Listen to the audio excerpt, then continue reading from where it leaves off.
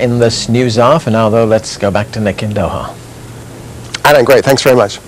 Now, funerals have been taking place for those killed in a suicide attack during a graduation ceremony in Somalia. 23 people were killed in the blast in a Mogadishu hotel on Thursday.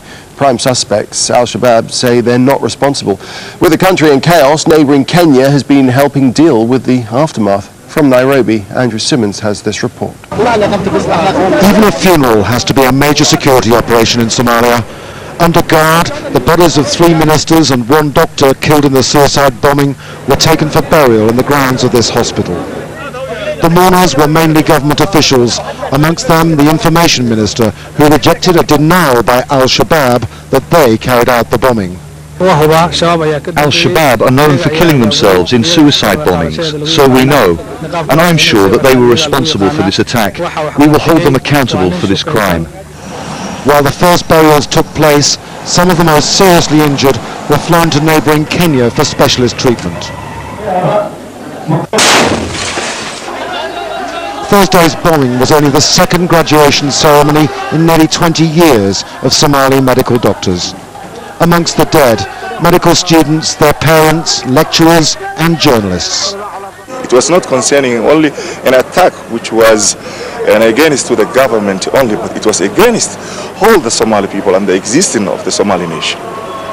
Thursday's graduation ceremony was all set to be one of the few rays of hope in Somalia's stricken society. Not only was it one of the country's worst tragedies, but it also accelerates the number of people leaving 2 important professions, the media and medicine. This is the Eastleigh district of Nairobi. Thousands of Somalis live here in exile, a number that has grown with every downturn in their country's crisis. It's a safe place to do business and politics. Here, a media conference organised weeks ago, bringing together journalists who have travelled from Somalia and the diaspora. 9 journalists have died in Somalia this year alone. I'm feeling that if this continues, the country will be abandoned, absolutely.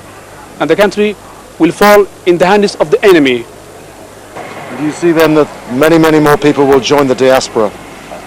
Absolutely, yes, of course. Because there is no hope, as you can see, and daily killings, targeting, also excluding the daily fighting. And so amongst all the grief that is Somalia today, the future, aside from the political and military crisis, is looking even gloomier. Any semblance of democracy needs a free media, and with violence escalating, more doctors are desperately required. Both professions are under more threat now than ever before. Andrew Simmons, Aljazeera, Nairobi, Kenya. Now, I can tell you in South Africa, the draw for the World Cup